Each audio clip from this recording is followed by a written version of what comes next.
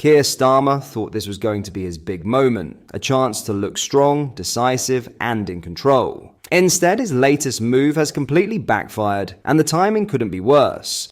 In today's video, we'll break it all down. But first, don't forget to hit the like button and subscribe to the channel for more. Just a quick one to say we have new Liber t-shirts available on our website. You can check the link in the description or go to BritishStand.com. We've all heard Starmer talk about putting Britain on a so-called war footing, but the reality of what's happening is raising serious questions about where his priorities really lie. On one hand, he's now pushing to protect the UK's defence industry from American takeovers, but on the other, he's still pouring billions into foreign wars. So what's really going on here? At a major defence event in Westminster, Starmer declared that British aerospace and defence firms must stay British. His comments follow reports that US private equity giant Bain Capital is looking to buy Chemring, a company that makes countermeasures for the RAF and US Air Force. His message was clear: keep them British, absolutely. We're really proud of what we do. On the surface, this sounds like a strong patriotic move. But here's the real question: why is he only drawing the line here? For years, British industries have been sold off to foreign investors under both Labour and Conservative governments. From energy companies to key manufacturing firms,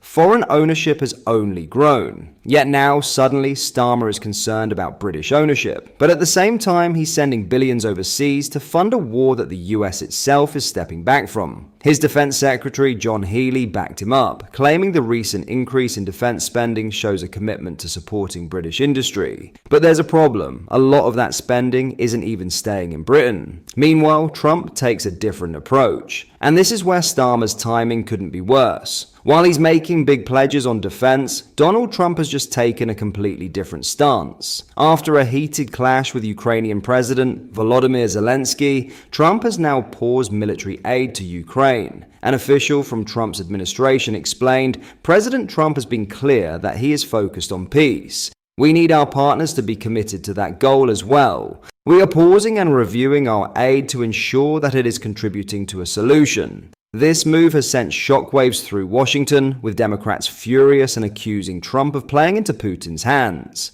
Senator Jan Shaheen lashed out, saying, by freezing military aid to Ukraine, President Trump has kicked the door wide open for Putin to escalate his violent aggression. But Trump isn't backing down. He called out Zelensky directly after the Ukrainian leader claimed the war was very, very far away from ending. Trump's response: this is the worst statement that could have been made by Zelensky, and America will not put up with it for much longer. So while Trump is pulling back, Britain and Europe are doubling down. The UK, alongside France and other European nations, is now offering to send troops to Ukraine in the event of a ceasefire, something that Moscow has already rejected. A British government spokesperson insisted, we remain absolutely committed to securing a lasting peace in Ukraine and are engaging with key allies in support of this effort.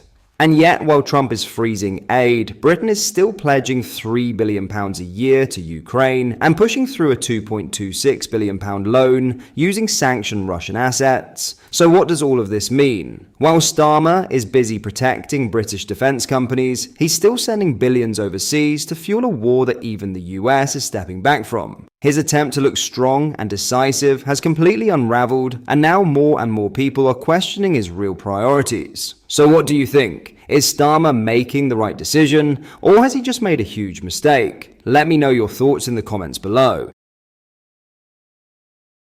In some other news, Rachel Reeves is under mounting pressure to tackle a tidal wave of rising costs as food inflation is set to surpass 4% this year, threatening to squeeze millions of struggling households even further. As the cost of living crisis drags on, families are tightening their belts, scouring shelves for the cheapest options, and making painful sacrifices just to make ends meet. Yet the storm is far from over. Food prices have now surged at their third fastest monthly rate in a year, with essential staples like butter, cheese, eggs, and bread leading the charge according to the latest figures. Inflation in the food sector hit 2.1% last month, up from 1.6% in January, and is expected to climb past 4% by the latter half of 2025, the British Retail Consortium, BRC, has warned. The latest BRC NIQ Shop Price Index reveals February's food inflation was already outpacing the 3-month average of 1.8%, painting a grim picture for consumers bracing for further price hikes.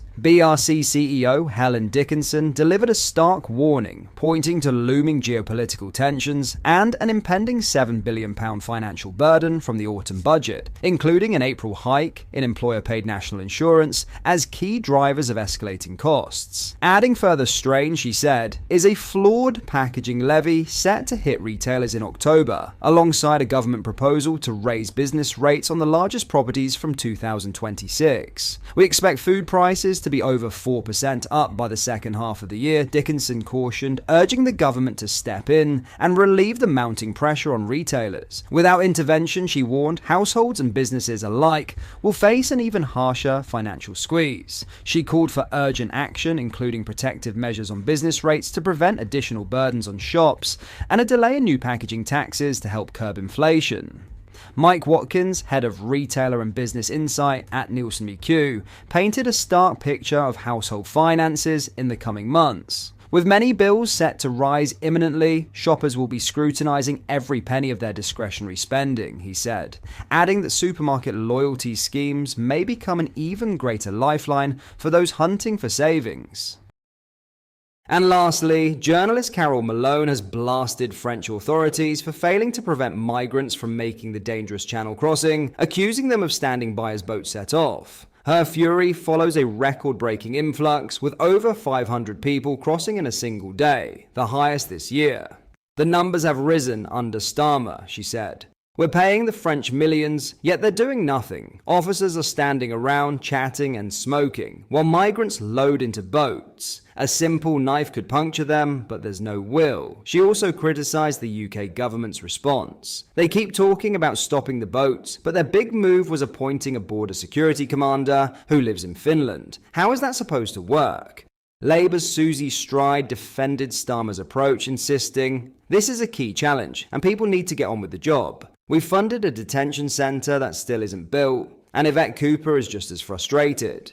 She pointed out that immigration tripled under the Conservatives. Former Tory MP Jake Berry argued Starmer had yet to deliver on his promises. The Tories didn't get everything right, but at least deterrents were starting to work. Stride fired back. "We've done more than the Tories. Flipping heck, immigration tripled under them." With both sides locked in a heated debate, the migrant crisis remains as contentious as ever.